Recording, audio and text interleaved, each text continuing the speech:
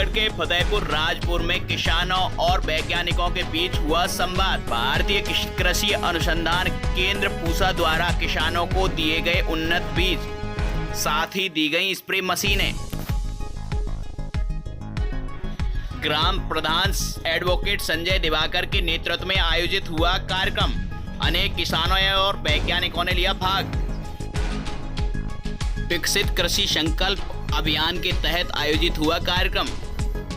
देखिए विशेषज्ञों ने क्या दी सलाह। सभी किसान भाइयों को मेरा प्रणाम। मैं रविंद्र पडारिया, संयुक्त निदेशक कृषि प्रसार, भारतीय कृषि अनुसंधान संस्थान पूसा, नई दिल्ली। आज विकसित कृषि संकल्प अभियान के अंतर्गत पूसा संस्थान के वैज्ञानिक उत्तर प्रदेश के अलीगढ़ जिले में राजपुर के आसपास के गांवों के किसानों के साथ संवाद के लिए एकत्रित हुए और इस सभा में 300 से अधिक किसान महिलाओं के साथ उपस्थित रहे। और जैसा कि जानते हैं, ये जो अभियान चलाया जा रहा है, इसका मुख्य उद्देश्य है कि संस्थान द्वारा विकसित तकनीक और प्रजातियां, विधाएं और सेवाएं वो किसानों तक जल्दी से जल्दी पहुंच सके, इसको सुनिश्चित किया जा सके। ट्यूबवेल से पानी लेते हैं, एक खेत से दूसरे खेत जो हम दूर दूर तक ले जाते हैं, उसके प्रवाह में बहुत सारे पानी हमारे नष्ट हो जाते हैं।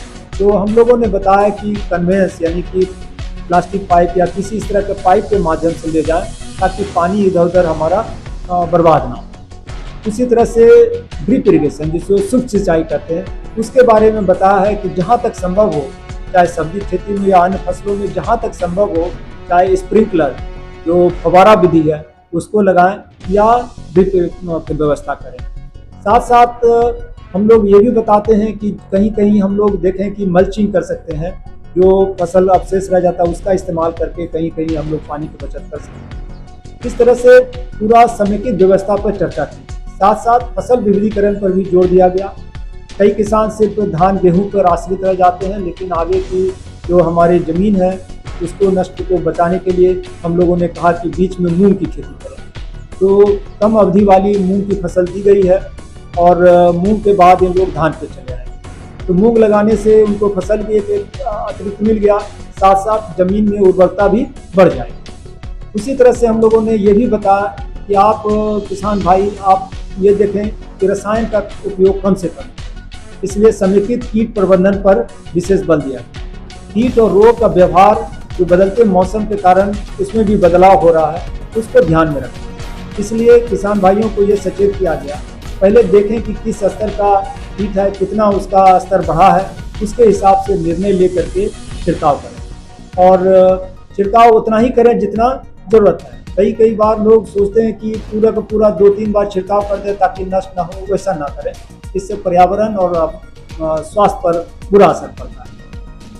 साथ साथ किसान भाइयों को ये भी सलाह दी गई कि बीज जो हम लोग पूसा संस्थान से दी जाती है, एक सीजन में 2 सीजन में दिया जाता है, लेकिन किसान भाई आगे आकर के बीज उत्पादक अगर बने तो गांव और आसपास के किसानों को गुणवत्ता वाले बीज यहीं उपलब्ध हैं और कम कीमत पर अच्छी बीज मिलेंगे।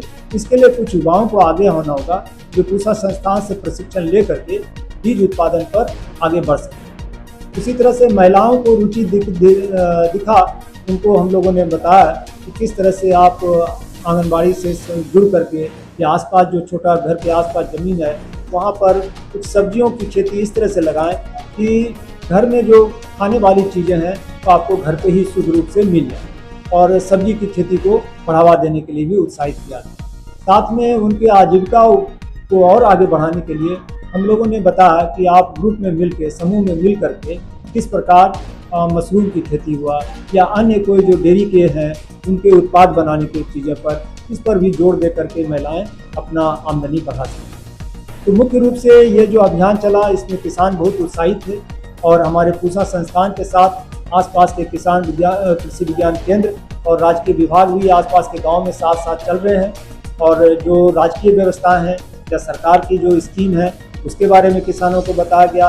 बहुत सारी स्कीम है जो किसान उससे लाभान्वित नहीं हो पा रहे हैं क्योंकि जानकारी नहीं, तो उनको जानकारी दी गई।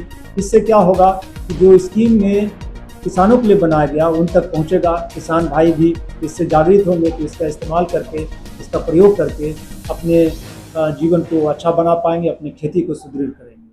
तो ये अभियान बहुत अच्छा चल रहा है। आप लोग के उत्साह से मीडिया का हमारा अनुरोध रहेगा, इस तरह के कार्यक्रम को ज़्यादा से ज़्यादा प्रसारित करें, किसानों को उत्साह को बढ़ाएं, और वैज्ञानिक और किसान जब एक साथ होंगे तो निश्चय ही तकनीकी का प्रवाह ज़्यादा होगा और खेती की उत्पादन भी निरंतर बढ़ेगी। बहुत बहुत धन्यवाद।